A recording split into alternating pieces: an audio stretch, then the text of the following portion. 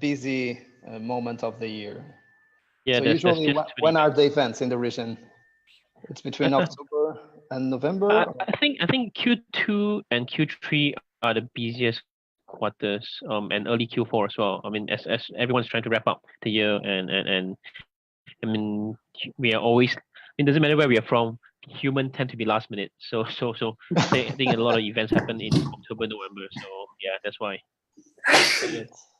Got it. It seems that we are almost live, but still waiting for Mary to advise us. And what about you, Taraec? I'm based in KL, but I travel to the Middle East a lot. Got it. Wow. Yeah, so I cover the emerging markets across South Asia and the Middle East. Got it. Well done. Perfect. And it seems that we are live. Welcome to our panelists today and to our audience. So just a brief intro about ScaleUp Heroes. ScaleUp Heroes is the ScaleUp Academy's podcast. It's a ScaleUp live show where the best teams globally share how they are scaling their businesses. And in this case, how the investor panel is helping their portfolios to scale. Every Monday, 11:30 p.m. Singapore and KL, 4:30 p.m. London, and 8:30 a.m. San Francisco. So we cover companies and VCs from all over the world. It's a great pleasure to say that for the first time we'll have an investor panel, and the first time that will be just focusing on Southeast Asia. And I'm really proud of having with us today Tiago Alves, the VP of Asia Pacific at Aptoide, Victor Chua, the managing partner at Vynn Capital, Vidit Agrawal, the angel investor and venture partner at Elevate VC, and Taraec Hussein, the VP at Gobi Partners, based in KL. So really a pleasure to have you guys with us. Today, the moderator will be Tiago. So Tiago, will pass the word to you, and yeah, enjoy the panel. And by the way, final topic, and of course, this is very important, we'll be discussing scaling up in Southeast Asia from an investor perspective. So for the first time in the show. Thank you so much. And Tiago, please feel free to move forward. Thank you, Mike. So to start, something very briefly, in this order that Mike introduced us, just say a little bit about yourselves and where you're joining us today, and a little bit about your company. So starting with myself, as Mike mentioned, I'm Tiago. I work with a startup from Europe, and I've been based in Singapore for the last 3 years, and I'm responsible for expanding the business here in Southeast Asia. And I'm calling you today from Jakarta. I'm here to attend an event. So passing the word now to the next panelist, I think is Victor. Yep. Hi, guys. Thanks for having me here. I think this is the first time I'm doing a podcast at 11:30 p.m. local time in Malaysia. As mentioned, I'm dialing in from KL, Malaysia. A bit of an introduction to my company. So Vynn Capital, we are an early stage VC. We invest into seed to Series A. We look at Southeast Asia as a whole. But of course, having said that, we are also talking to investment opportunities coming from Europe, Taiwan, Japan, and Korea as well, that has a strong Southeast Asia angle. And I guess for us, the real opportunity that we see is how do we actually bridge the traditional businesses with the startups and create some sort of a synergy ecosystem. I think I'm excited to be on this panel, and definitely it's good to see that we have a diverse nationality on this panel. Hopefully the next few ones could be as exciting as this one. Thank you. Vidit. Hi everyone, my name is Vidit Agrawal. I'm based in Singapore and I'm calling from Bangladesh. I am an active angel investor focused on Southeast Asia, India, and US. I've been doing this for 4 years, and that is quite a passion for me. I'm also a venture partner at Elevate VC. It's a new fund based out of Singapore. We recently launched it, focused on deep tech. We've done a few deals, and we are very excited to explore more in the region. Before this, my last role was CEO at Caro, which is a used car marketplace based out in Southeast Asia. And before that, I spent 5 years at Uber. Thank you. Taraec? Hi, everybody. My name is Taraec Hussein. I'm a VP of investments with Gobi Partners. Just a quick overview of Gobi. We are an Asian-based VC firm focusing on early and growth stage investments across China, Hong Kong, and Southeast Asia. What I do in Gobi is I head up the Taqwa Tech practice. And what that is, it's a vertical that we carved out, focusing on the Muslim market, where we target entrepreneurs that use technology to serve Muslim businesses, communities, as well as consumers. And because of that, I look at companies that are in parallel or trying to connect the Middle East, South Asia, and Southeast Asia. Thank you. Funny enough, Taraec is from Gobi Partners. Gobi is one of the investors in our Series A round, and Victor used to work for Gobi, and Victor was actually the first person I met from Gobi. So it's funny now to be here in the panel with you guys. A lot of friendly faces on this panel. Yeah, a small reunion. It's nice. Okay. All right. So the first thing that I thought to just kick off this podcast is I'm sure some people listening to this podcast, they know about Southeast Asia. Maybe they even live here. But for anyone that is not very familiar to Southeast Asia, I'd like you to just briefly introduce why this region is interesting for startups and why you as investors believe that this region is an interesting region to be here. So starting with you, Victor, please. Yep, sure. As an overview, I think Southeast Asia is exciting because we have close to about 680 million people in terms of population. And we have 10 countries. We have more than 10 different kind of languages and dialects. And of course, we are multicultural in the sense that, different people from different countries has different religion and beliefs. Even if you look at one single country like Thailand, Vietnam, Malaysia, you have people from different kind of background. So what really makes Southeast Asia exciting is really the kind of high barrier of entry. For instance, I think if you compare Southeast Asia to China to US, consumers in China and US tend to be a bit more homogeneous, given the fact that there's a lot more consistency or just the product themselves are quite similar. Whereas in Southeast Asia, you're looking at multiple different markets where data is not available online and there's still a lot of inefficiencies. So I think as an entrepreneur, as a VC, we are interested in this region because there's just so many problems that we can solve. Especially right now, you look at the big economies from China, you look at Korea, they are all coming over to Southeast Asia because this is a natural expansion. We have whatever that the world is looking for. If you talk about Chinese population, we have the most Chinese population compared to other regions in the world. And if you talk about the largest population of Koreans outside of Korea, they are all in Vietnam. And we're seeing a lot more of Japanese going to Indonesia, for example. Yes, they have been around, but the number of people who's been coming over to Southeast Asia is just tremendous. And that's really what makes us excited about Southeast Asia. And that's also the reason why for Vynn, we invest a lot in the tourism sector, because that is what keeps the economy grow, and that's what takes the whole opportunity set within this region. Thank you. Vidit? Hello, Vidit? He did warn us that he might lose the connection. So Taraec, can we go? I completely echo what Victor has said. Okay. Very exciting with a very heterogeneous team. Hello, can you hear me?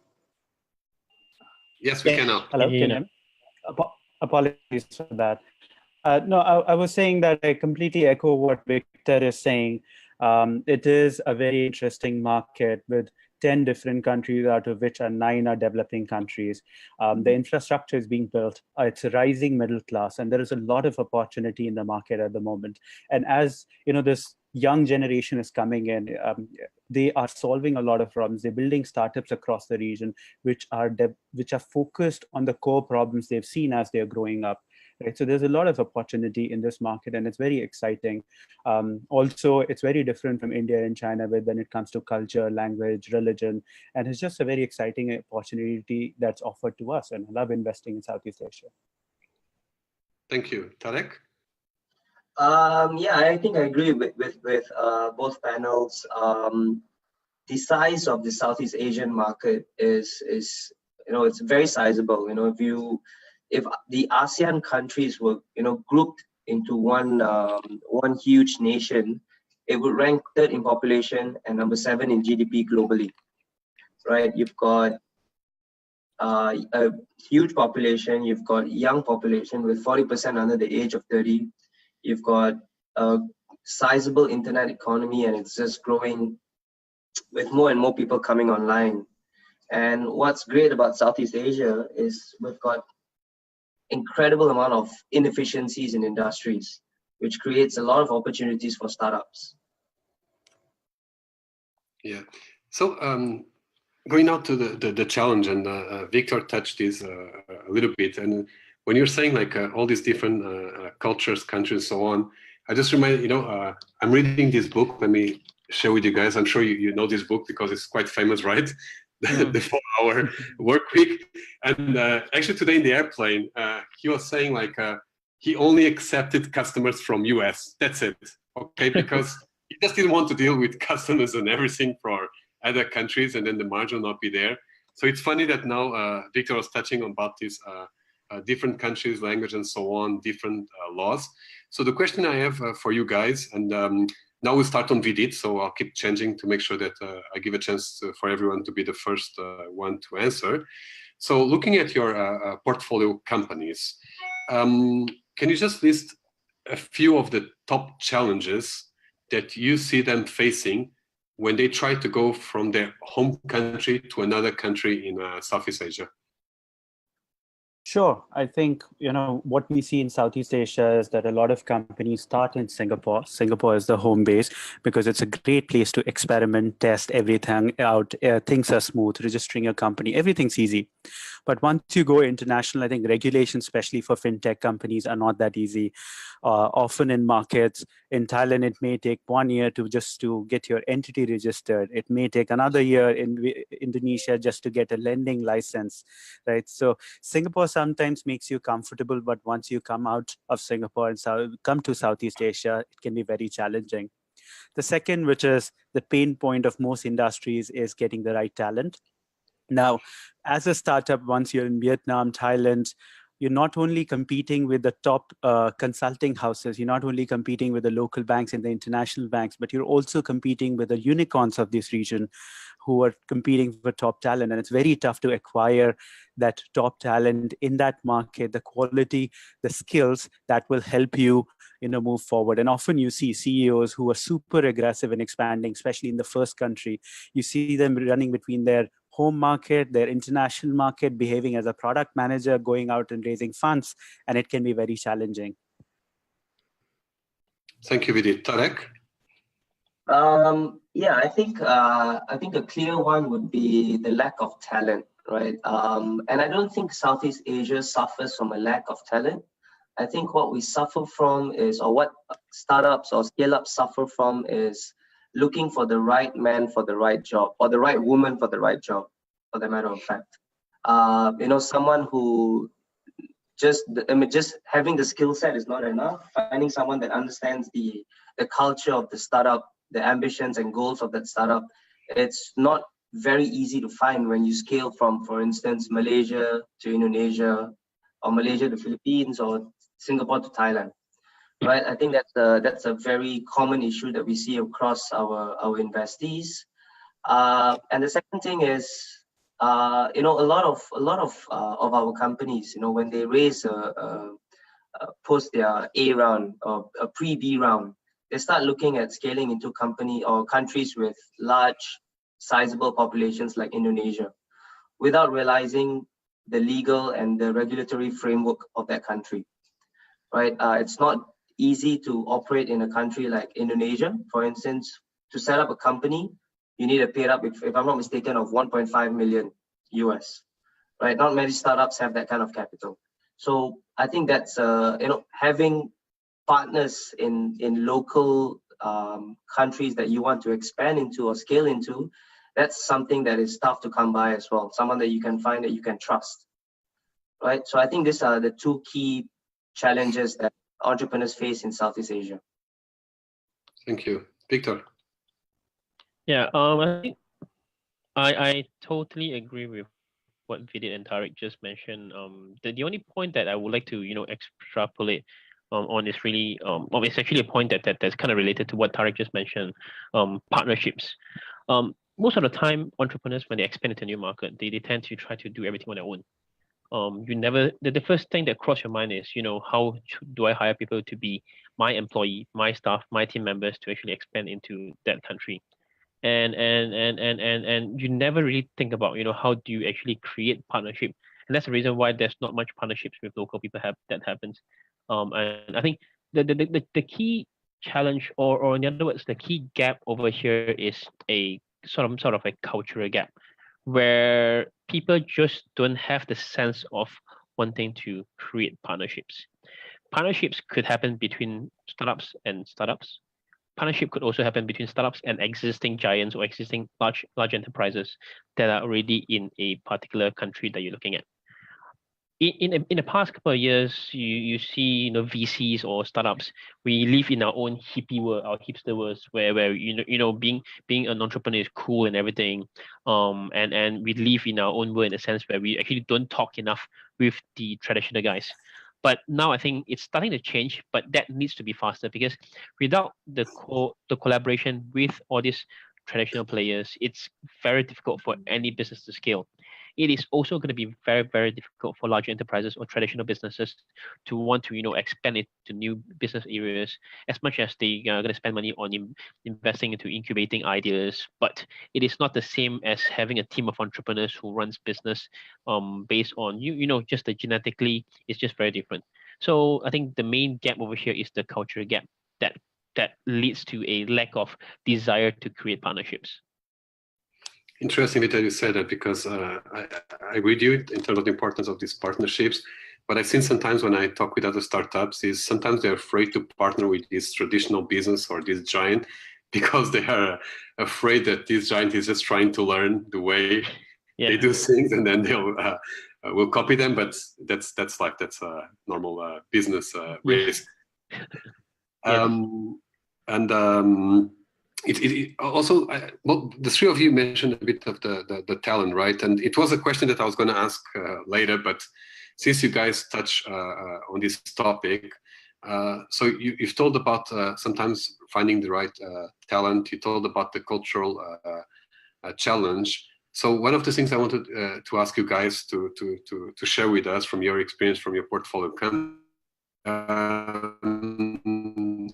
Say the example where you start in Singapore and you try to expand to a new country. What will be the mix of the people that you hire for that expansion? Because you like to have someone from the Singapore team that already knows the business and you can trust to go to that new market. But this is someone that maybe doesn't understand the local cultural challenge. And then if you just hire people in the local country, like a more junior roles, then you don't have that expertise. So basically what I'm trying to ask you, and starting with you, Taraec, is what is the secret sauce for this mix, okay? So let's imagine this company from Singapore is going to expand now, let's say Indonesia, for example.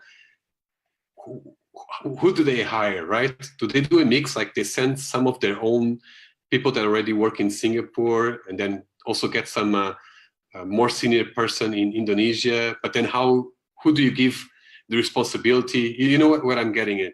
Yeah, right? I understand. Yeah, I think to answer that question, I think the right mix. I think there's never a right formula when you're looking to build a team outside of your local HQ. country. But what we like to see is the founder itself be positioned in the new market for at least a couple of months to understand the dynamics of that market, right? I think that's obviously the first step, or what we like to see. An entrepreneur that is willing to move to open up a new market. Number two, I think what we've seen, or the most success we've seen, are companies that hire a country head, right? And typically they will poach this country head from, let's say, for instance, if it's a logistics company, right? And they've from Singapore, they've scaled into Indonesia. Typically someone who understands the logistics market and the way a logistics company operates. So it could be someone from a traditional logistics player looking to join a new, more exciting, enterprising, tech-driven logistics company, right? I think that has always been a recipe for success when scaling into a new market, right? Finding someone that knows how the industry works and operates, and then bring them on board as a country head. And I think after that, and this is something that a lot of entrepreneurs don't think about, is then hiring someone, and I don't like to say HR, I like to say talent acquisition. So hiring a talent acquisition head, right, to handle the other hiring of the business as they scale into a new market. Interesting. Very, very good insights, Taraec. Victor? I think if you talk about talent, I just want to put in a different perspective, because when most people talk about talent, it's really about the working level guys, people who's going to run the boat and nut. But the other aspect of talent is really the people. I mean, in general, talent means people who will support you in your journey. And that includes your shareholders, that includes your advisors, and that includes your mentors as well. So, I mean, from my experience, I've done 20 odd deals in Southeast Asia, obviously a large chunk of them through my experience in Gobi. I've looked at how most of my portfolio companies have expanded, say from Malaysia to Thailand, from Malaysia to Singapore or to Indonesia, etc., etc. So one thing I realized is that if you have a strong, active investor or shareholder who's in a market where you're looking at, that helps a lot. To give you an example, I think Vidit is probably familiar with one of your ex-competitor, Karsam, since you were from Karo. So when we expanded, I mean, I invested into Karsam through Gobi, and with Vynn Capital, I invested again for the 4th time. So when we invested, when the company expanded into Indonesia, we are quite fortunate that I managed to get some Indonesian investors to invest into the company. And from then on, the growth in that country has become so much easier because of the fact that our shareholders in that country help to propel the business by, you know, bringing the right kind of introductions, bringing the right kind of relationships that helps to scale the business. Because at the end of the day, guys, but you need to make sure that you actually provide them with the kind of resources so that they can grow. Yeah, of course. You know, it just reminded me of when we wanted to raise a Series A. We wanted to get local investors like Gobi Partners and Golden Gate. And one of the stories I usually say of how important it is to do what you're saying, Victor, was the fact that we wanted to speak with Tencent. I don't know if you remember this. We're having some problem with the antivirus from Tencent. We've been chasing them for almost a year. And then just through Gobi, in 2 weeks, the problem was solved. So it just shows how important this help can be. Vidit, your turn. I can't echo more on what Victor has said. I think VCs play a very important role. And often I feel startups don't leverage their VCs very well. Same is the case for advisors. All the people who've helped them through earlier are the bright people who open the doors for them. And startups should go and ask for help. Go and ask for help from angel investors. But I also think on the operational side, the two people who are basically the best person to launch is generally the CEO, because he understands the core of the business, but also he has limited resources. So it's good to hire a country head, but often you don't have that luxury. Hiring a country head takes time. It can be, a few months of process. So the best way is generally to find a captain, a lieutenant who understands the business well, somebody who's a hustler, who is out there to, make things happen, aggressive, and whom the CEO trusts. Just send that person out. You can go to a market, you can figure it out. Yes, there will be some mistakes, but you can learn as you build that market. But finding that individual whom you blindly trust and believe that this individual will make it happen is very important. Now, it can be your CEO, it can be your operations manager, it can be someone internal, it can be a friend, it can be someone from that market. Obviously, you'll have to do a bit of give and take here. As a startup, beggars can't be choosers, but find the person you trust the most and you think is the most skilled, and he'll help you launch. And often go and ask for help from your, earlier said, from your advisors, from your VCs, from your friends, anyone you know. It's all about networking in a new market. Yeah, putting your VCs to work for you, right? Yeah, absolutely. We are servants for our portfolio as well. Exactly. So, okay, now, Victor, so this is a difficult question, which is you're a startup and you're being successful in your country and you're starting to think about expansion. When do you know is the right timing, right? Because if it's too soon, you might shoot your own feet because you try to grow too fast and then the business collapses.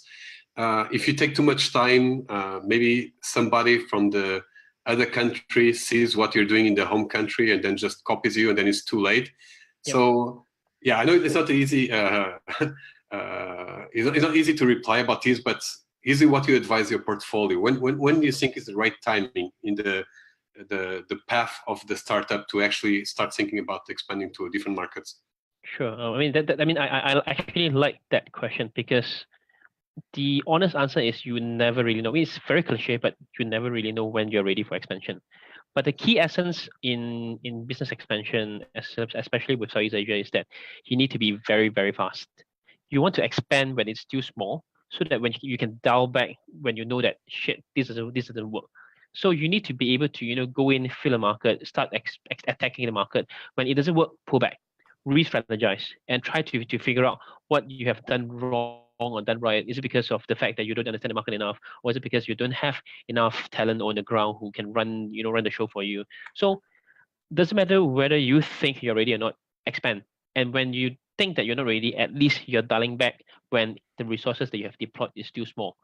I have seen my portfolio companies who have done that before, went into a new market, realized that, okay, the product doesn't work for the local market, dial back, had to say goodbye to the local team, and really have to rebuild the product from scratch, and went back into the market again, and now striving at a much better performance in the new market.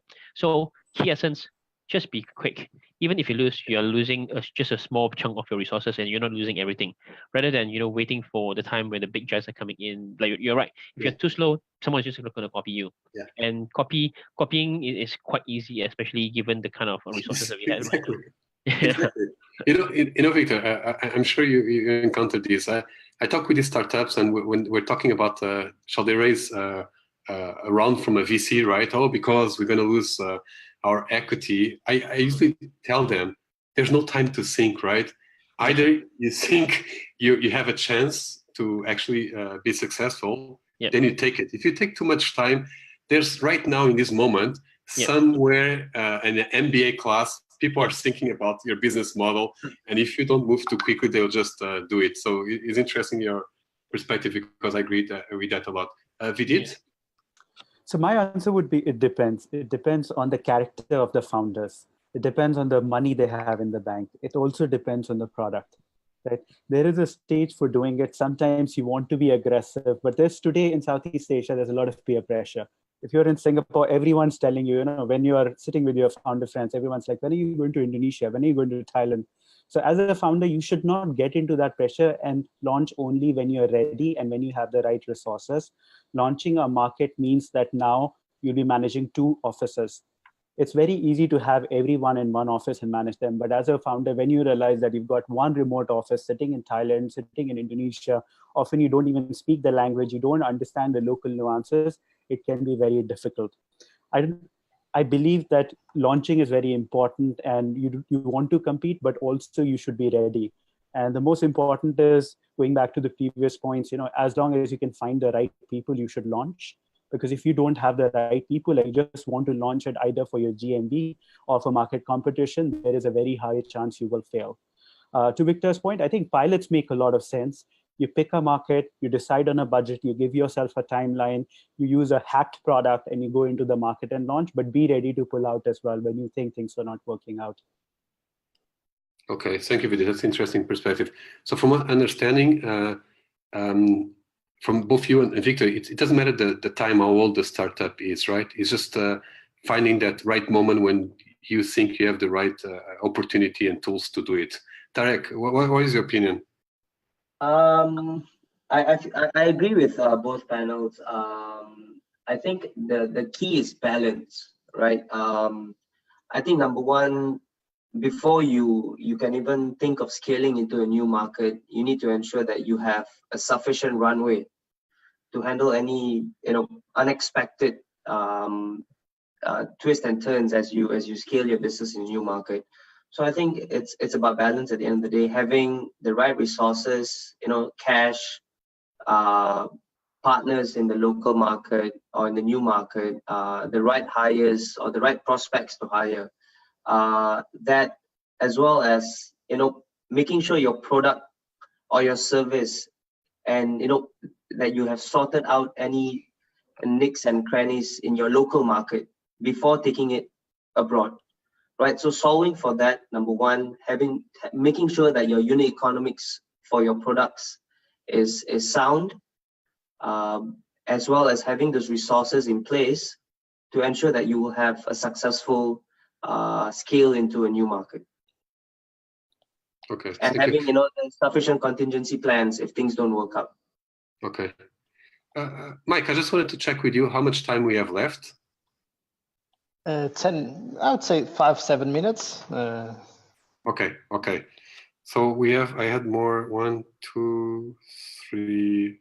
Yeah, 3 questions. Yeah, I think we're good. Okay. So you guys have mentioned some of the things like the importance of talent, the partnerships Victor mentioned before. Just to share here with the audience, right?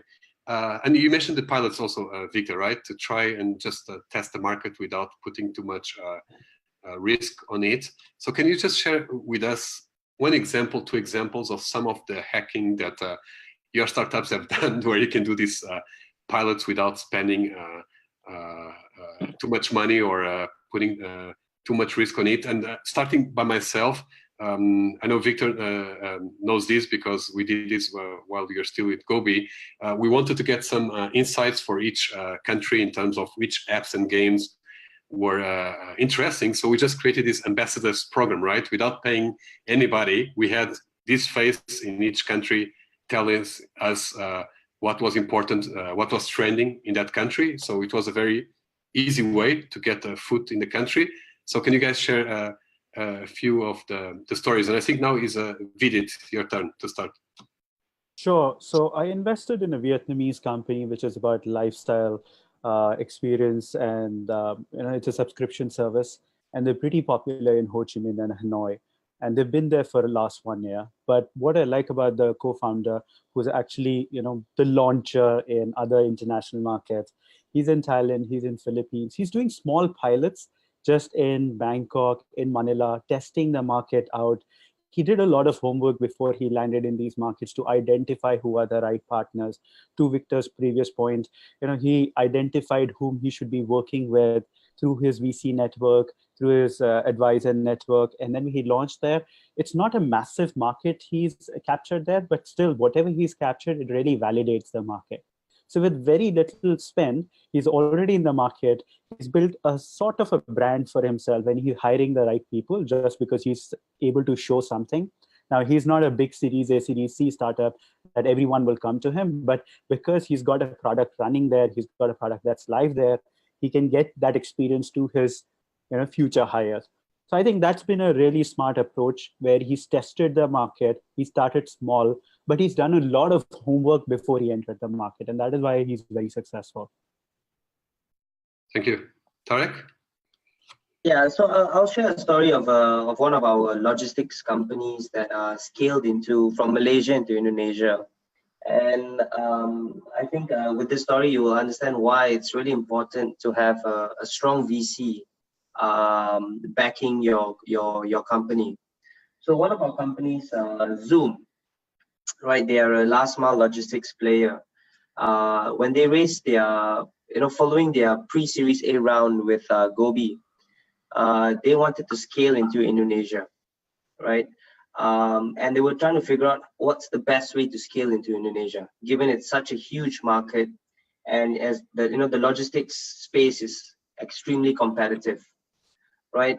So the approach that was decided was, when they scaled into Indonesia, why don't you serve one of Gobi's portfolio companies in Indonesia, right? So what that gives them is, and when they scale, they got clients ready for them to meet their logistics demand, right? So I think that was a very smart way of doing it, leveraging on your VC's network when scaling into a new market with ready-made demand for your company. So when they scaled into Indonesia, they started off doing logistics, last mile logistics for one of our companies in Indonesia, and now they have grown substantially in Indonesia, and their numbers in Indonesia are 2 times what Malaysia is currently. Okay, interesting. That was the VC network. Victor? Yeah, there are two kind of examples that I can mention. I think similar to what Tiago has been doing at the early days, where you create your ambassador program.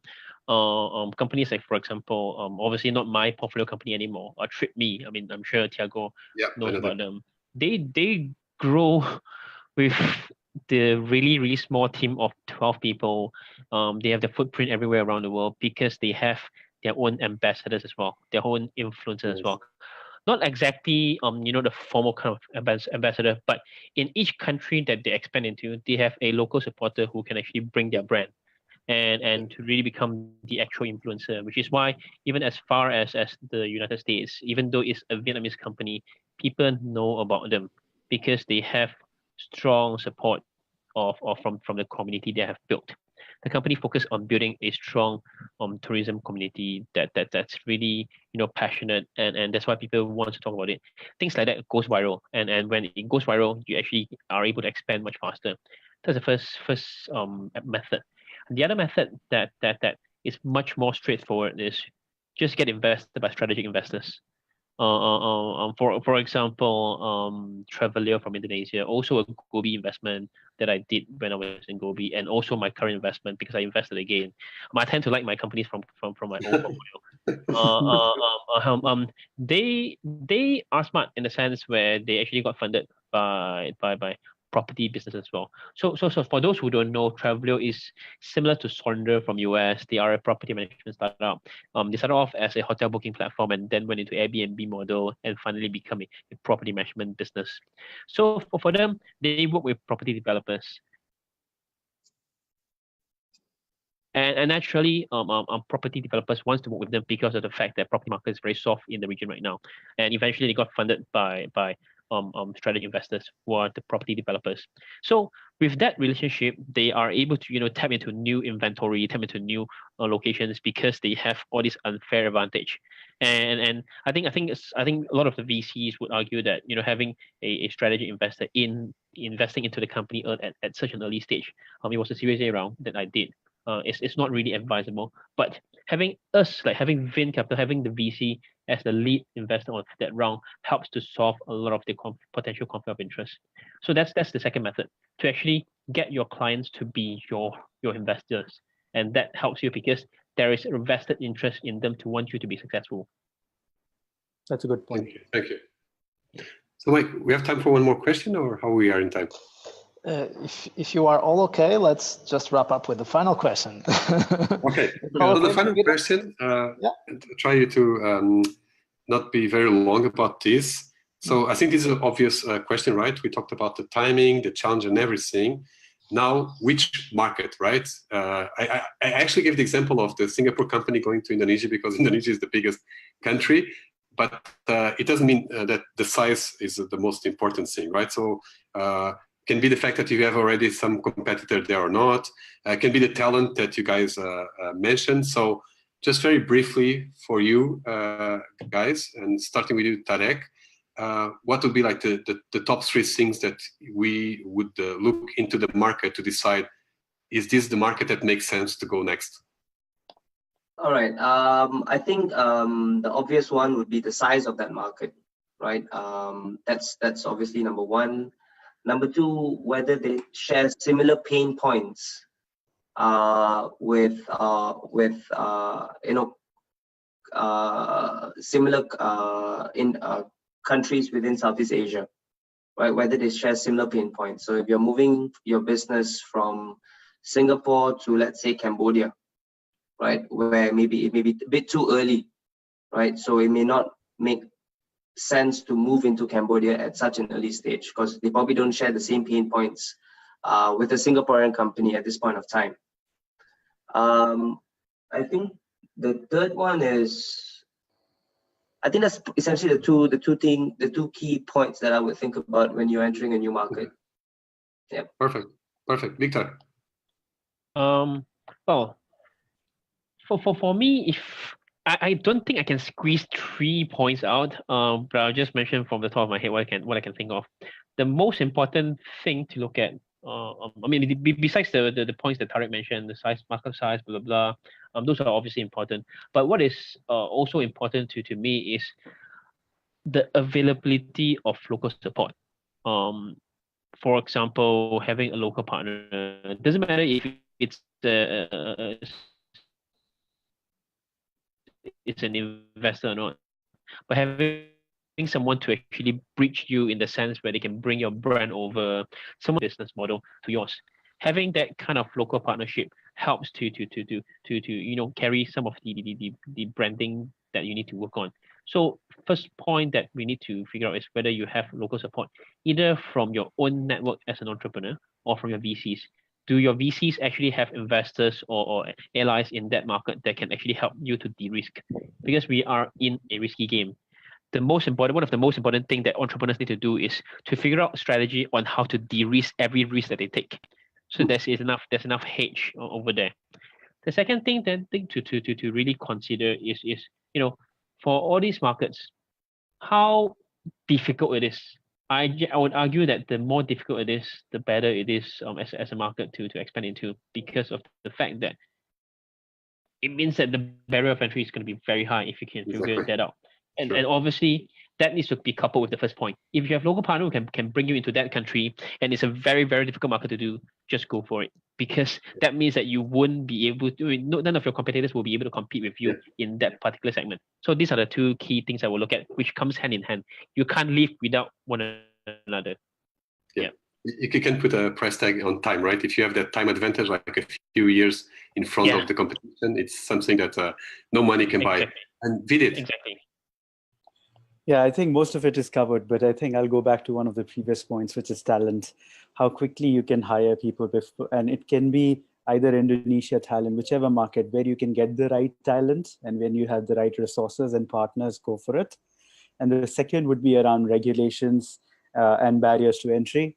Often the regulations are very different in different markets. And if the regulations are comfortable, go for it, because getting a license in another market may take another year. And the last is barriers to entry. I think that's very important, that you're entering a market. It may be tough to enter, but like Victor said, you want to make sure that your competitors do not launch that easy and find it really tough. And all the efforts you've put in to figuring out that market out and launching is totally worthwhile. So these would be my pick. Thank you, guys. I think you gave amazing insights, and I pass the word to Mike. World-class panel, world-class moderation. Congrats, Tiago. Very, very difficult to moderate such a valuable panel, and congrats for all of you. We'd like to cover more Asia and to have more scale-ups from Southeast Asia sharing their experiences here in the show. So if you are a post-Series A company who are watching this show today, feel free to reach out to us, info@scaleupacademy.io, and we would love to cover you in the show. So next week we will be discussing scaling engineering. It would be the scaling engineering panel, and we'll have Circles.Asia from Singapore, for instance, in the panel. So yeah, that's my challenge to you from your side. And it's curious to see that in a startup stage, team is so important for all the investors here present, but in the scale-up stage, team is also so important when we are talking about expansion, when we are talking about the leadership team, going from a founding team to leadership team, and so on. So it's good to see the importance of team, of a great team always present. Next week, we'll have your host back that is now speaking at TEDx, and he sent the compliments to all of you. And yeah, that's it. Thank you so much, guys, and see you next week for a scaling engineering panel. And thank you so much to all. See you soon. Thank you very much, guys. Thank you. Thanks for organizing. Thank you. Ciao, ciao. Yeah.